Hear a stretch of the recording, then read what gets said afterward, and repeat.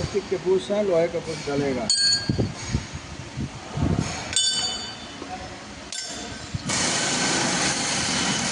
अब उसको उठाओ, उसको तो पता नहीं कौन सा नंबर, कितने नंबर का है, बैक एक और रिवर्स का। अब आपको बताना है इसमें जो है दिक्कत आ रही है, एक और रिवर्स में इसमें प्लास्टिक का बूश डला हुआ है जिसके कारण ये दिक्कत आती है।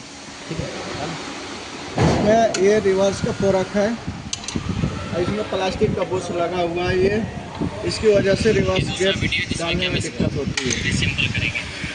3-4 डालूंगा एक